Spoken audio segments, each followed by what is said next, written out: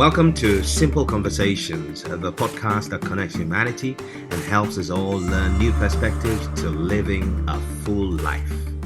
My name is Inshira Ado. A big thank you to First National Bank for supporting Simple Conversations. Why let your business settle for less when you can get a lot more from First National Bank? Go beyond banking with a digital partner that understands your business. Let your business bank the better way with a business account from First National Bank. And for individuals, there are a whole range of products that can help you financially secure your future. And if you need to know more, please go to firstnationalbank.com.gh or opt to have one of their very caring and professional consultants call you back. Welcome to Simple Conversations, Stephanie Benson.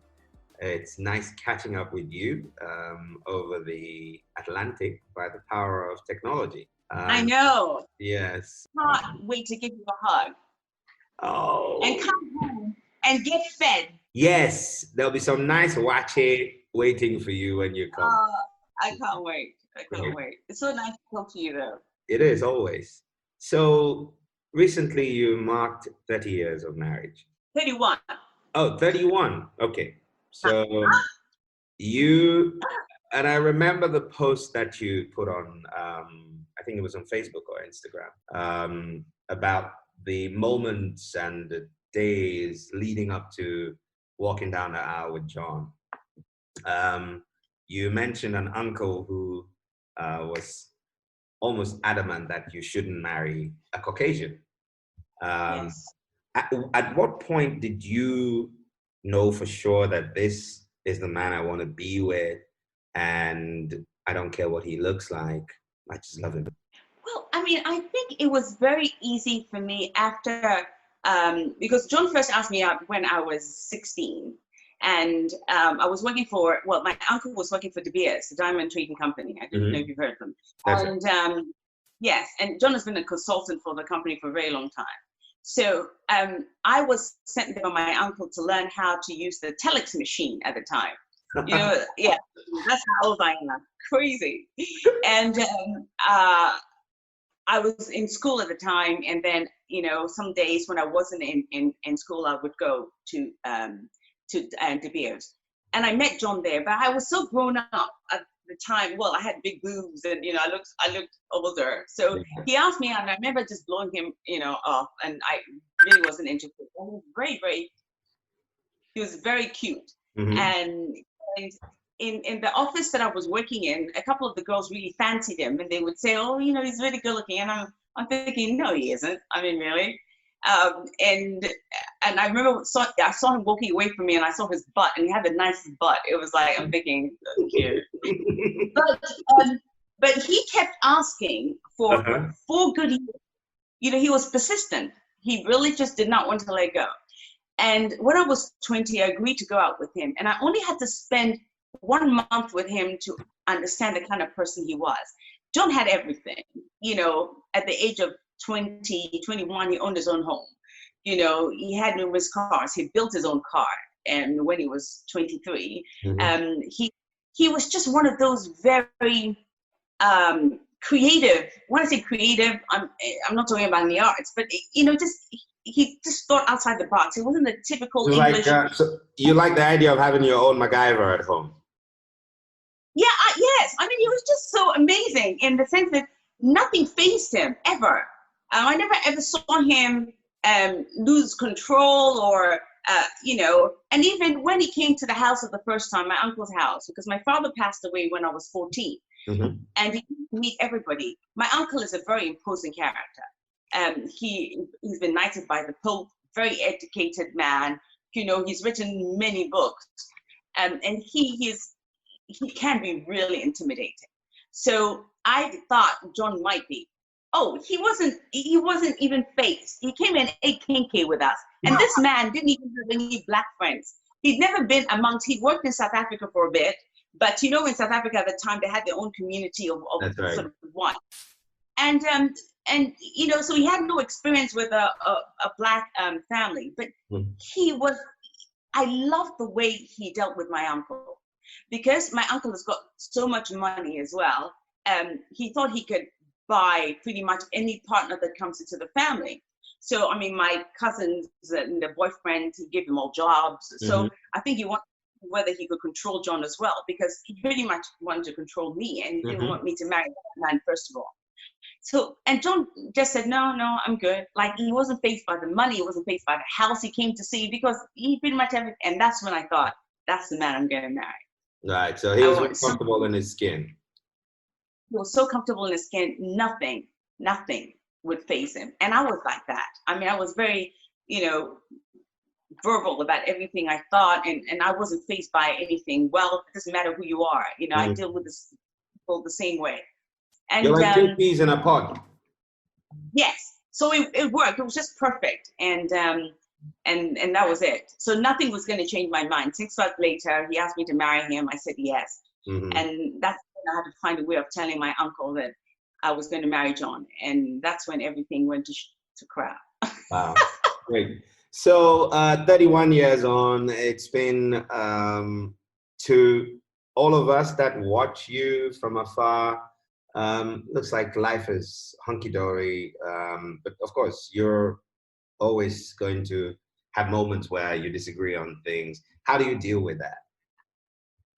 Well, I mean, in the beginning, I was pretty spoiled. I have to be honest. I like things my way. I really just, if I want something, I remember I would go to the supermarket when I first got married, because I never really shopped. I never, in a sense, when I say shop, I mean go for food shopping and that kind of stuff. So I was really spoiled, and I would just go pick anything I wanted and expect somebody to come and pay for it. It was just that kind of life for me. So when we came to disagreements, I really just would say what I thought, and then I would, when I was younger, I would sulk. And for me, sulking was getting on a plane and flying out. I was making my own money at the time as well. So and I'd say, I'll see you later when I've calmed down. Wow. And that's what I was like. So it took a lot, but John would always listen. So when I'm angry, he allows me to talk. He just allows me to get over and done with, and then he will just look at me and say, I'm sorry. But you see, in the beginning, that's great. But as time goes on, you get fed up with that. So that has to change, because you need to say something. You can't say, I'm sorry. I'm sorry. Hey, I'm sorry all the time for 30 years. It's not something you want to hear all the time. You really want to have some explanation why. So before, I would just accept it, and we'll have sex, not making love. We'll have sex and then we'll forget about it. What's the difference between making love and having sex? Oh, it's a very big difference. Making love is a passionate thing. It's something that maybe you've gone to dinner, it's romantic, you have candles, you come home, you have a glass, and then you create that romantic mood, and then you sort of make love, and you look at each other. But having sex is different. Whereas if a dirty talk comes and you dress up, you tie him up, you're like, you like go to town on it, like it's like really, yeah. But making love is looking into each other's eyes, and while he's on top of you, it's that, but you have to create those differences. You can't make love all through the years. You have to have sex. So even if what 2 things would you say has kept the flame burning for 31 years? Apart from the fact that you two are insanely in love with each other, what else? Well, I think what's kept us going has been the excitement of creating situations for us. I mean, I'm a little mad, so I don't like to be bored. So I like to create certain situations. It's like, he'll come home and I'll be standing outside the meeting, just if the kids weren't here, in just an apron. He used to do that. He used to stand outside in just an apron when I came back from a gig or something, and he'll have a hole in the apron, and his Willie will be hanging out. It's like he served to me. I'm thinking, cool. Something to go home to, right? Yeah.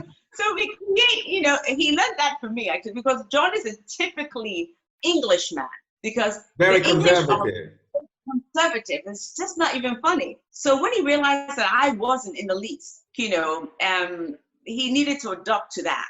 Mm. And it took him years, through the kids and whatnot, because there are times when we had 3 kids very quickly within the space of 3-4 years. Mm-hmm. And there was no time for sex, and sometimes I would put the kids in the car, and we had this big SUV, Mm-hmm. and put the kids in the car, and we'll drive up to a mountain, and him and I will go into the woods and have sex.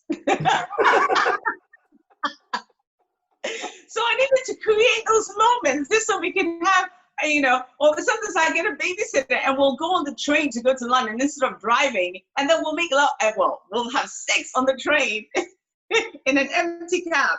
So it's like, you have to make things work, and it was hard, but I was very creative, and and it sort of worked for us. So it's just really just being creative, not getting stuck in that mundane life of marriage, because those are natural process that will happen. I mean, you come home, kids, okay, it's in front of the TV.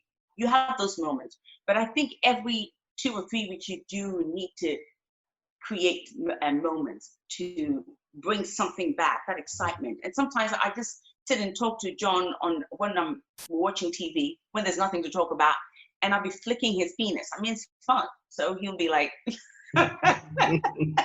Well, he's your husband. You have unfettered access to his entire body and world. So let's talk a little about your work.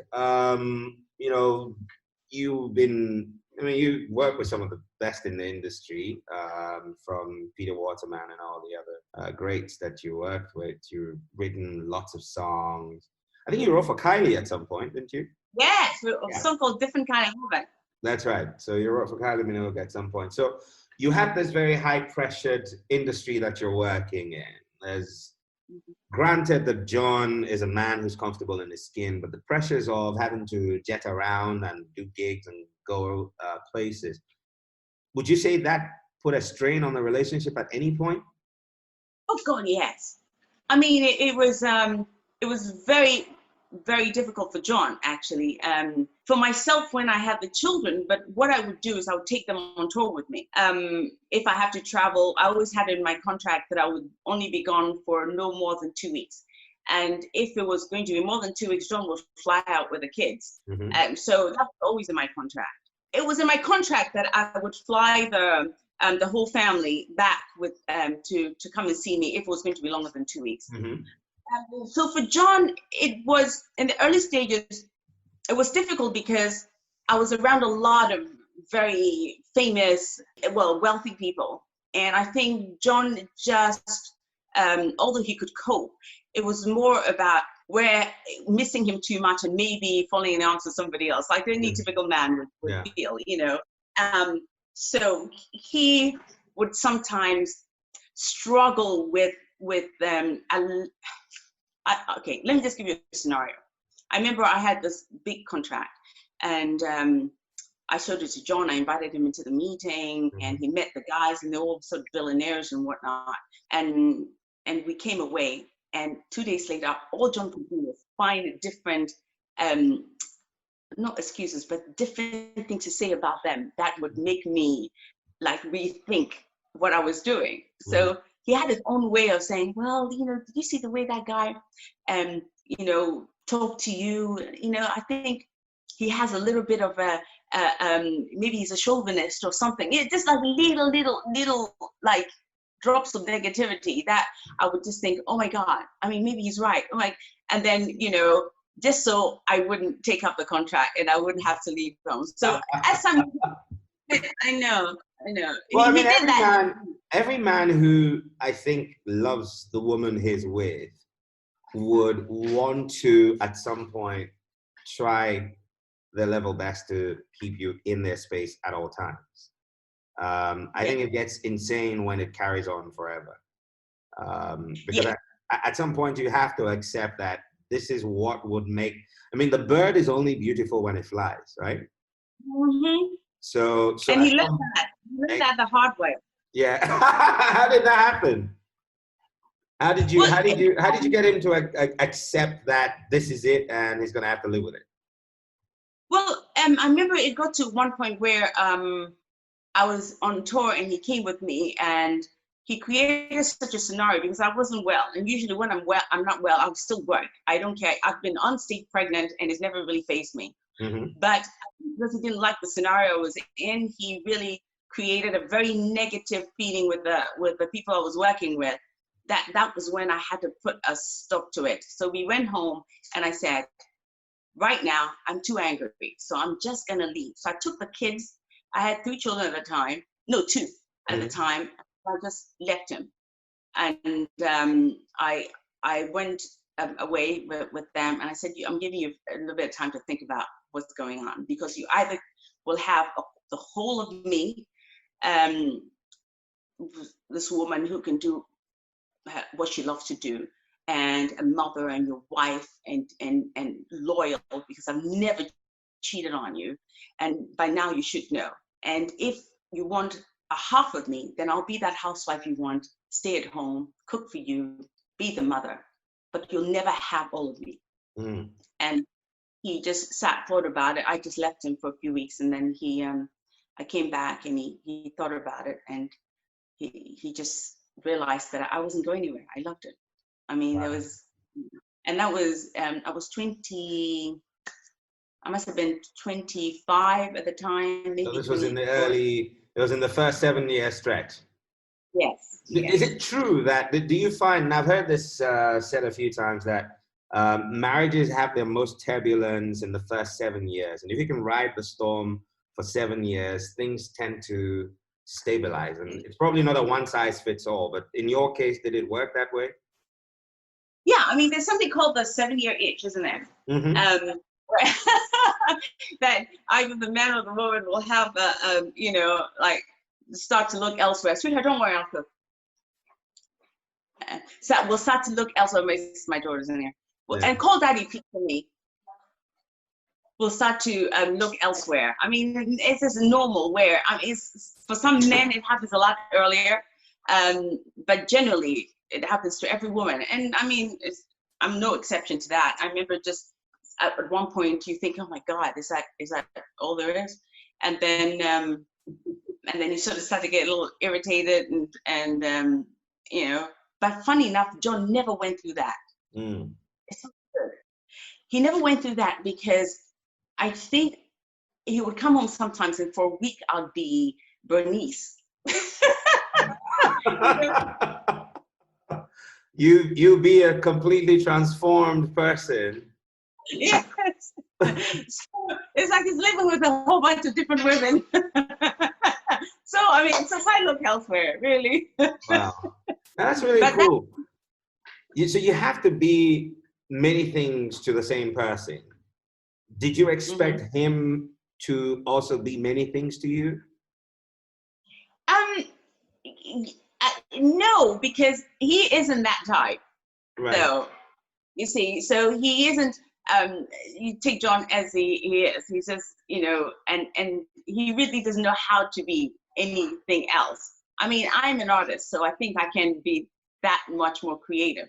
So he isn't. So sometimes I will have to force him to be. When I say force him, he's right there actually. Come here, Bebe. Yeah, I would have to, like, almost when I create that situation, I'll sort of force him into being that other person. Even that, he would giggle and I've seen you do that quite a few times. Hi, John. How we doing? I'm very well. How are you doing? I'm fine, thank you. I hope you do know that in a very weird sense, I'm your co-husband. Yes, my wife's told me about that, but there are many of you right here. No, see, that's what, because he's jealous. Don't mind him. No matter what you do to an Englishman, you can never take the wit away. Yeah, well, it's our last defense. Well, really nice talking to you. We were actually talking about you, about how you were relentless in trying to snag this one, and the fact that looking at you, Tell the truth. She threw herself at my feet. she did. Oh dear. I can see she's rubbed off on you real well. Well, it's if you see what you want and you want to get it, you've got to try and try and try. It's it's worth it. Mm. Did you anticipate that she would be this much of a fun roller coaster? No, I don't think you did. Not right at the beginning. No, you weren't, obviously, were you? She was a very quiet young lady. Ah! Very demure. No, she's always been fun-loving, and to be honest, with more kids, it's grown and grown and grown. They've got older, and Stephanie's got younger. It's crazy. Mm-hmm. But I guess that keeps you young as well, right? Yes, I make him do things that he really wouldn't even imagine. Yeah, I've been seeing you trying out 3 phrases lately. Are you enjoying them? Oh, yeah. I've been telling and explaining to my wife, it's not the student, it's the tutor who should be blamed. Oh, rubbish. Okay. I mean, listen, 31 years, you'd have thought he would have got some accent in there. I mean, what is Zuzu? So, I mean, like, Zuzu. Can I just ask a very straightforward question? How many of your children speak Twi? They speak Twi, they just don't want you to feel bad. So they don't speak it in front of you. That's it. It's Shira, and you let him make up his own mind. At the same. Okay. Well, he nailed that. I know. Yeah. What happened? Because he never sounds like this when I'm teaching him. Well, so maybe, like he said, you need to up your game a little bit. He just wanted to show you he gets it, but you need to up your game. Okay, fine. How do you feel married to a woman who is of a different race and the multi-heritage household you have, that you have a child, or you have children who are of parents who are both African and English? To be honest, I've never even thought about it once. I didn't go into it thinking about it, and nowadays I don't really even think about it. We're all very open-minded, and hopefully the children have got enough intelligence to deal with situations. They've had enough educations that come up. The only thing I had any concern about were the older family members when we were getting married. Their racist situations and theirs, not mine and not the younger ones. It's generally the older ones that I have concerns about.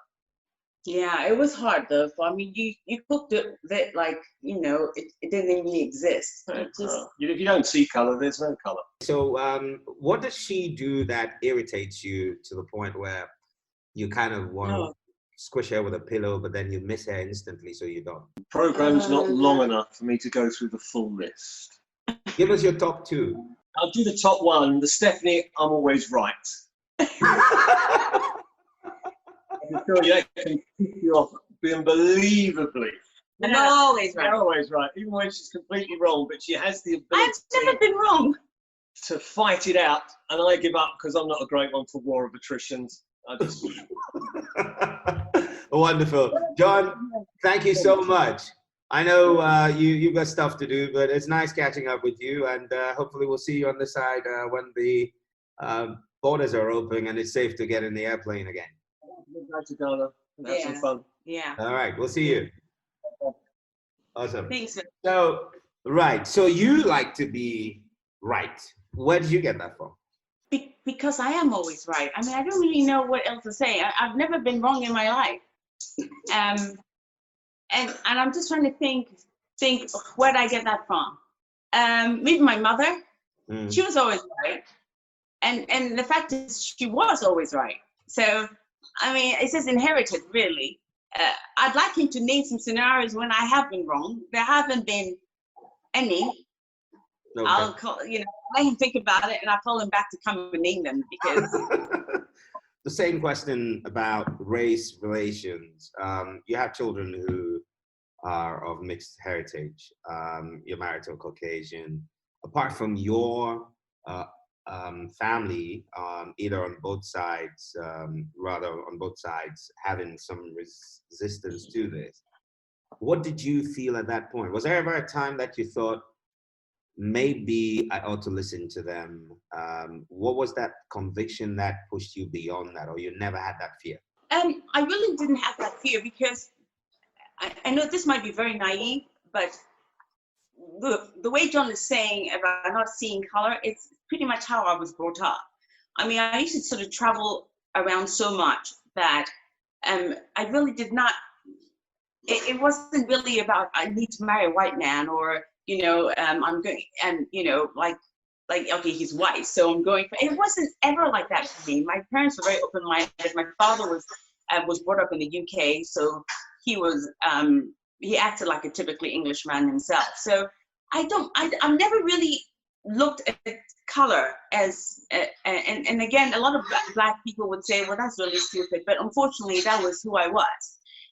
Until one day, I remember my number 2 was, and they all went to private school, and they were at the lunch hall when something happened, and she came home to tell me and said that a young boy sat next to her and said, well, I don't sit next to brown people, and I remember just sitting back and thinking, how the hell do I deal with this? Because we never come across racism. Well, I hadn't.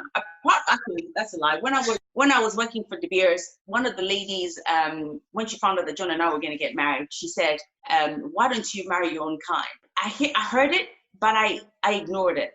I had this ability to just ignore negativity, so I didn't deal with it. I just said, well, and smiled it away. Got away with it, and I just didn't think much about it really, because I don't let these things sit on my soul for a very long time. Although I heard it and I remember it, but I didn't let it affect me. You're a bundle of positive energy, right? I wonder, do you ever cry? Do things get to you? Yeah, I mean, things get to me, but it's only things that are real. I mean, when I was going through having my double mastectomy or whatnot, I don't think I even cried. I don't remember crying. It was only once that I cried. It's only because I saw my daughter crying, right. and that affected me. But otherwise, I just took everything in my stride. John, have you ever seen me crying? No, not through things like that. No, I don't. No, I think I cry about, You get to cry when you can't be angry. Yes, I cry when I can't be angry, like when I'm frustrated, and then I cry.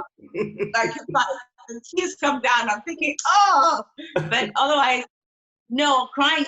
When I go to funerals, I don't even know how to cry. I don't know how to cry at funerals. I'm just. How much of maintaining that level of positive energy do you think has affected both your career, your life as a wife and a mother? I think it does affect everything you do, only because it allows you to see over the hump that you're going through, whatever it is. Because if you don't see over that hump, then you'll always be stuck behind it and in front of it. I mean, and then I always see, okay, this is the worst it's gonna get. Now, how do I make it work? So I always envisage what is going to happen after, when I've been able to break that wall down. So that's why it's important to be positive, because you can't let things really sit on your chest for a long time. I'm one of those people, I get very angry very quickly. So, and that's only because I need to express how I'm feeling. If I'm not able to express it, then it sits in my soul. So as soon as I let it out, I'm done. Okay. And I think that really helps me, and it really helped with all the kids as well, because when I tell them off, when they do something, when I tell them off, 5 seconds later we're hugging and we're laughing, and I'm cracking a joke, or I'm doing something stupid, or I'm sitting on their head, just so it gets that negativity away very quickly. Right. You kind of hold on to those things, and it's affected everything positively, everything I do. Singing, walk on stage, and I remember one time I was singing on stage and my breast fell out, and most women would have died. I just looked at the audience and said, "Did you have a good time?" They went, "Yeah," and I just tucked my own thing back in again and went home with my job, We have this very interesting conversation. I remember we're standing outside when we're talking about, breast cancer at the time. Sorry about that. Yes, we were standing outside Yeah. And so we're talking about, breast cancer, reconstruction surgery after breast cancer, all of those things. And you're like, can you imagine I don't have a nipple? and I need to have it reattached.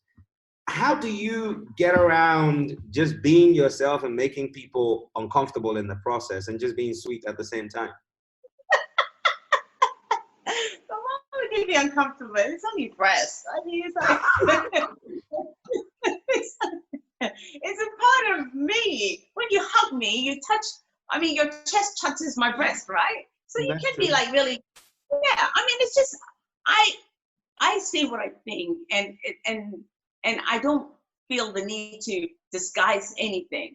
And I think cancer is such an important subject that, and this subject affects a lot of people negatively, as in how they're going to live their life and who's going to find them attractive, and if they don't have one part of their body, who would want them, how people would judge them, how they envisage, how they would describe why she has cancer, either because she's been cursed or, all kinds of things. There's so many scenarios that affect women in a very negative way. So when I'm talking about it, I just like it to be really flippant, and something that I just feel like they shouldn't really worry so much about, because even somebody like me who is overtly sexy and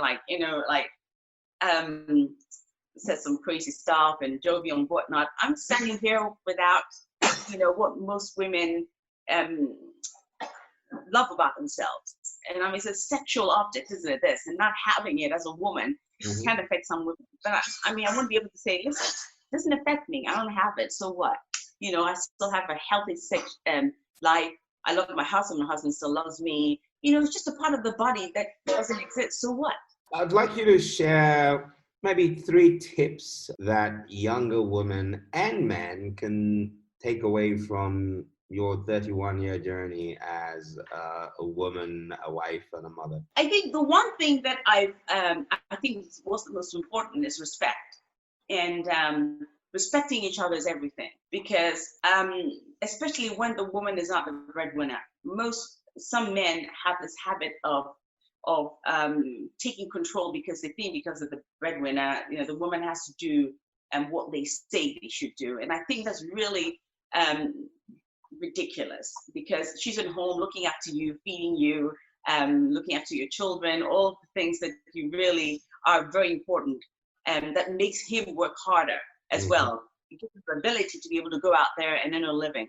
So that respect is lost sometimes in certain relationships. So I think respect is everything.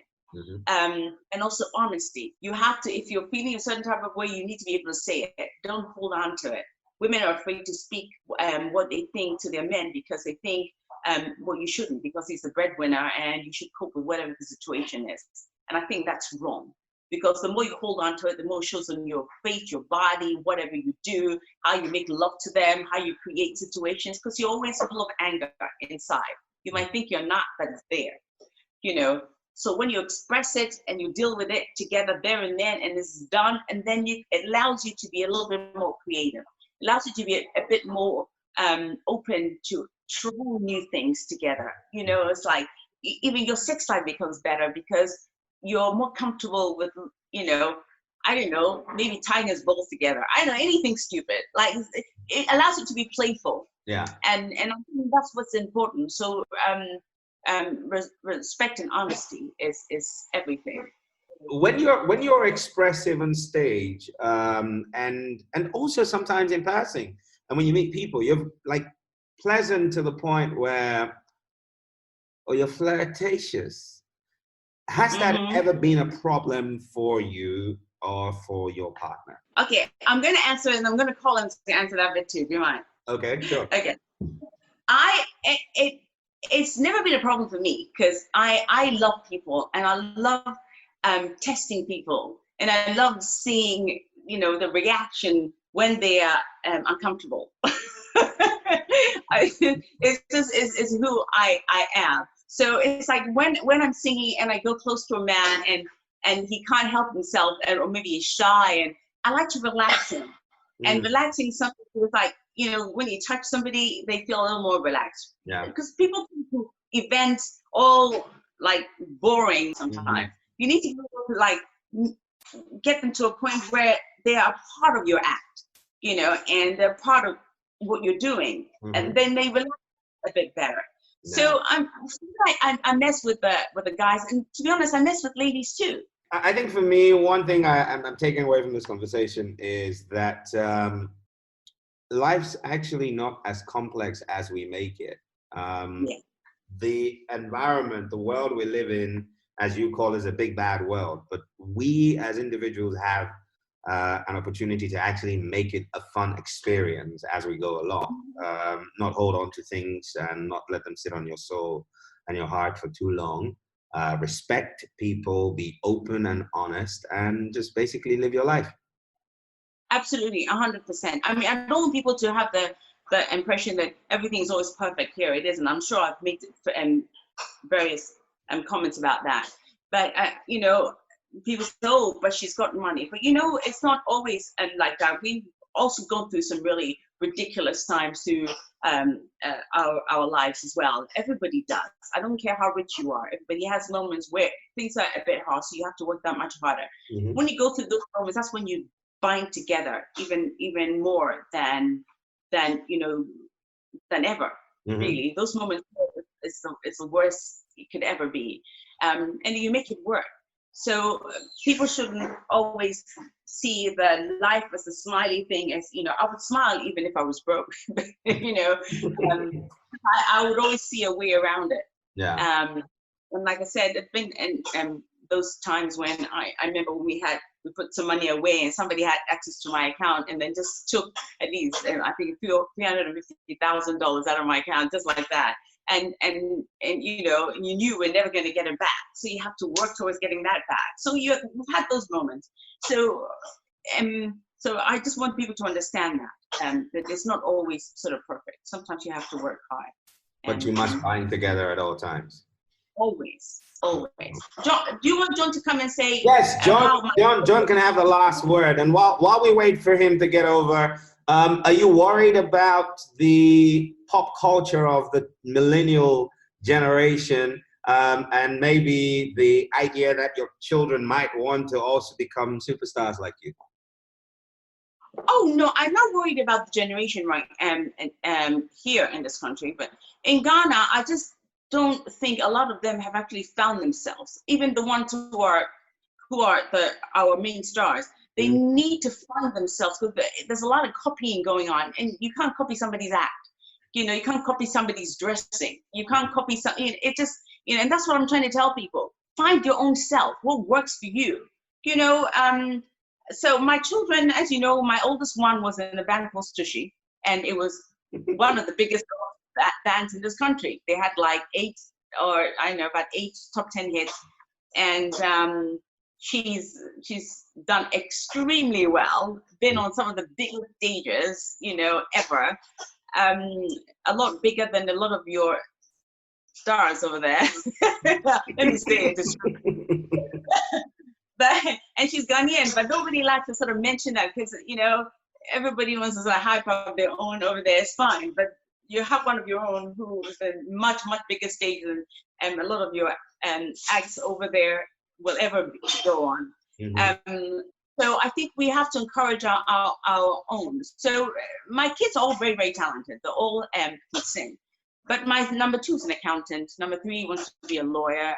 Number 4, I said he'll be a gigolo, but now he has his own business, so that's great. And then number 5, I have no idea what he will. Maybe he'll be the gigolo. I don't really care, just as far as they're happy. That's all that matters. Yeah, that's all that matters really for me. So does John come to your shows? Oh yes. All right. John comes to my shows sometimes. Perfect timing. So John, when Stephanie is doing her act and she's making men uncomfortable, and I've seen her do that, do you get worried when she's that flirty? Well, if I'd rather see my wife grinding on a fat, large, ugly man, that's fine compared to a rather young, sexy one. If I have a choice, it's obvious where the choice would be. But my wife's always coming home with me. Yeah! So, End of. We almost discuss the outfit she's going to wear. She always runs them past me, and there's nothing I've ever said that, no, don't wear that. So actually, usually when I wear something that's too covered up, he goes, no, you gotta wear that. No, that I like that seeker. And I'm looking at him thinking, John, you're not gonna be there. So and he usually talks me into wearing certain things that you guys cannot deal with.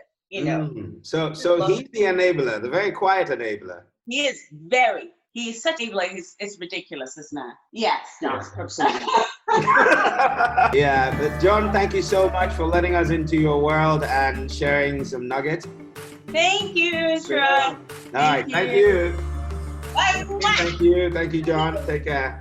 No matter what business you're in or what sector you serve, First National Bank Ghana Limited can give you the business support that you need to be able to grow your business.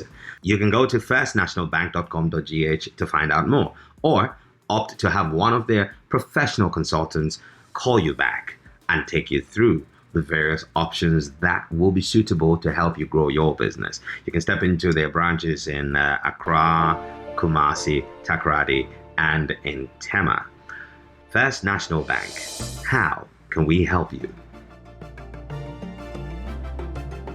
You've been listening to Simple Conversations with me, Inshira Ado, and I hope our conversation helps you live a fuller life. Do join us again for the next episode.